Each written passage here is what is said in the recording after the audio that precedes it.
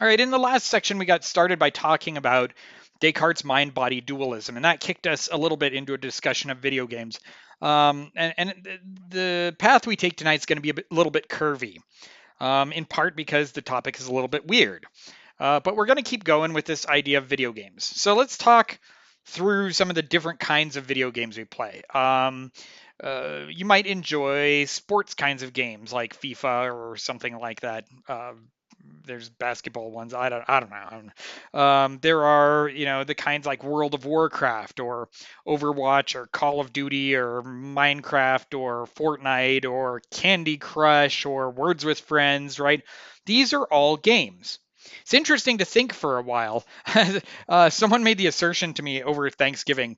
Yeah, women don't play video games. And I'm like, what do you mean? Well, I play what was he? I play Fortnite a lot, and it seems like there are a lot more women that play Fortnite than. And I'm like, yeah, but are you only counting games like Fortnite that are that are marketed specifically toward a male audience? Or are you also counting all the other kinds of games out there, like sports games or Minecraft or Words with Friends, right? Because there's this whole vast realm of video games, many of which are hyper targeted toward particular audiences. And as we talked about earlier in the semester, we are remarkably susceptible to these kinds of hyper targeting, even while we say that we're not, right? And when confronted with that, he said, "Well, I guess that's true. I hadn't really thought about counting all of those different games uh, along with it. But we do want to talk about all of those because all together they all comprise this big body of entertainment that we call video games." Right?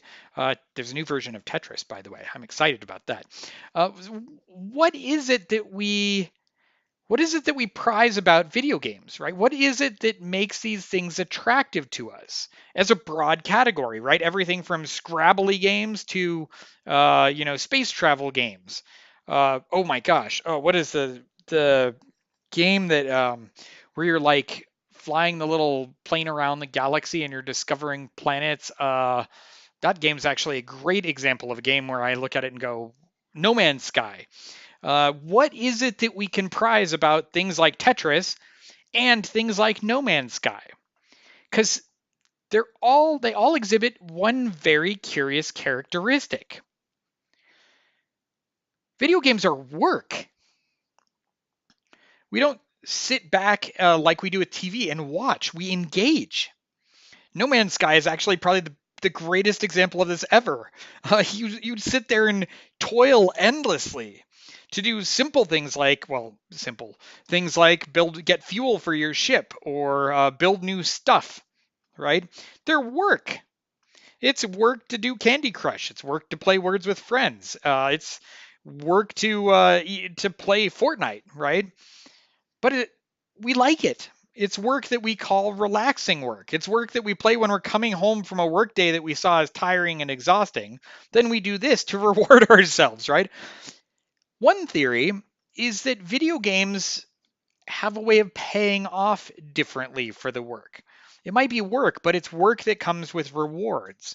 And the rewards are strategically timed to keep us interested and to give us satisfaction.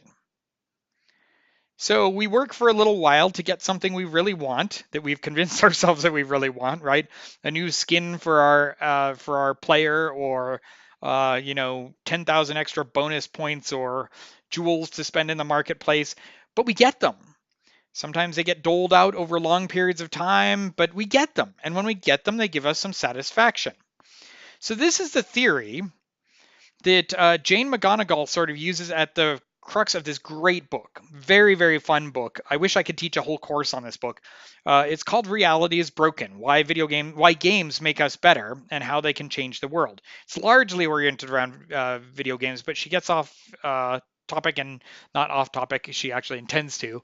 She uses that as a platform to move into other kinds of games as well. But the kind of core idea she uncovers here is that games help us be happy. There's a link between games and happiness. And this link is profound, but we always treat it like we're wasting time when we're playing games, video games, board games, whatever. and we view it as sort of a guilty pleasure.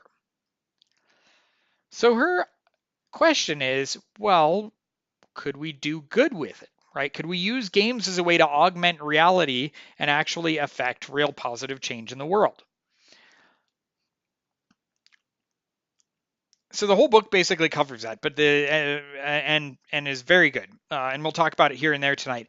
But this deep insight into the idea that games are work, and yet work that makes us happy, and it makes us happy because we're achieving goals, that's a very interesting thing to consider. Video games are odd ethically too, because we play video games that often involve elements that we would consider objectionable in the real world, and yet oftentimes these get turned on their heads, right? So, say you're playing something like, Overwatch, right, where there's a capture the flag mode or something. Um, when you're playing a multiplayer game like this, is it ethical of you to decide not to shoot anyone? Now, pause. In reality, is it ethical for you to decide not to shoot people? The answer is almost always yes, right? Um, but in the video game, it seems to be different, right? This one time I played a game of capture the flag on one of these games. It's probably like, I don't remember, Call of Duty or something like that. And played with this guy on my team who was very annoying. He took the flag, and then he knew of a glitch area on the map where he could get way, way, way up, well out of range of his enemies, right? And he just stood at the very top of this thing with the flag and took pot shots at anybody who tried to get close to him. Now, because he had the flag, the rules of this game wouldn't let either team score because you had to have both flags on a point to score. And he just sat there for the whole game. And none of us could do anything. No one could reach him. And it was really lame. It got really infuriating. It was seriously unfun. Eventually, I think everybody just quit, right? Because what's the fun of playing that game? Now, there's a way in which we could say, not a way, I mean, you would understand this statement flat out, right? He was being unethical. He wasn't in it to play the game. He was kind of being a jerk. And it ruined the game. So here in this case, by not shooting at other people and by not running through guns blazing and all of that, he was being unethical. Now, this leads us to sort of a weird question, and a question that's actually pretty important, and we'll see why as we go through. Is it because there's a different system of ethics applied to the game than there is to reality, right? Are we really so contextual that that we can basically be completely morally relativistic? Well, the answer is, well, no, not really. Because our objection to killing in the real world is that it is permanent and highly destructive and disruptive, and causes gross amounts of suffering. But in the game, you're not killing, not by that definition. You're killing, right? In air quotes. You're temporarily causing a player to have to respawn back at their starting location or have to wait till the next game to respawn. But nobody is physically harmed.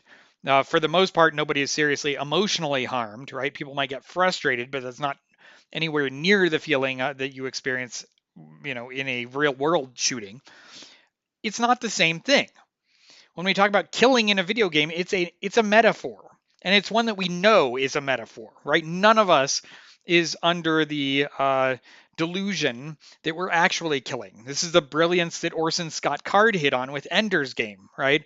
That when they thought they were winning the game, and then they discovered that there were real consequences, it caused serious mental and emotional destruction to the characters. Because they believed they were engaged in one kind of act when in fact they were engaged in another. We can understand that the moral rules aren't really changing.